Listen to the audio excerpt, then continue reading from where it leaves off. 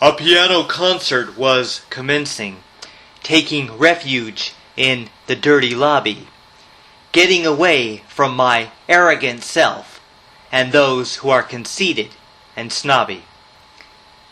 This presentation, I was reflecting, while I was wandering the filthy streets, Willis staring at the shimmering bald heads and the couples arguing in their seats.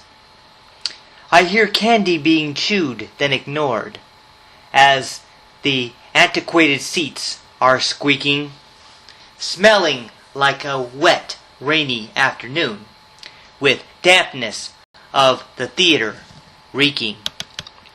I hear expressions of disagreement throughout the theater and its backstage as I pretend to read my cheap booklet with shameful conversation to engage.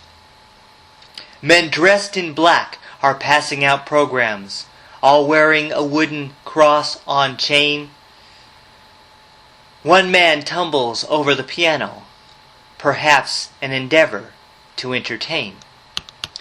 A young woman opens up the applause with an uneven sound of flat feeling, awaiting musical composition, with her grumbling impatience reeling. I enjoy contemporary music, with its honest, profound innovations, as its distinctive classical music interweave the piano vibration. I see the people growing impatience in expectancy of intuition, with their infuriated reactions, waiting for the impressive musician. The female composer walks on the stage, wholly free of classical oppressions. Before I take a good look at her hands, her face stops all my facial expressions. All my sins seem assembled on her face as she enters with feminine pacing, followed by a stiff, uncomfortable crack where her knuckles and my veins are racing. I am drawn to the force of her features, appearing open and unprotected, like a unique, misunderstood genius, where innovation is disrespected. She perches her hands on piano keys within her clear, inventive devotion, then plays from B to C with other chords, with her echoed, compelling emotion. She plays with discontinuous movement, with space between the first and second chord, and some audience members are coughing through a journey that cannot be ignored. I hear the squeaking as someone sneezes, as the pianist looks out at the crowd. Her music sounds like a funeral hymn, while some of the audience sigh out loud.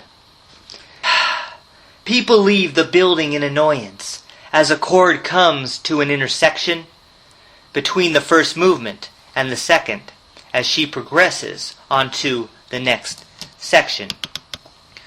The second movement consists of notes dancing between equivalent measures, coming from extreme keyboard registers for jarring, inharmonious pleasures.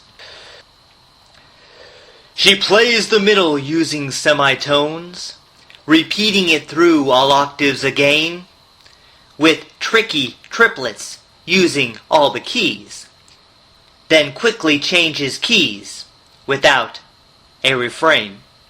The pianist stops playing and stands up, bowing in air like it is a dispute, as I applaud with vast intensity. Then she sits down in musical pursuit.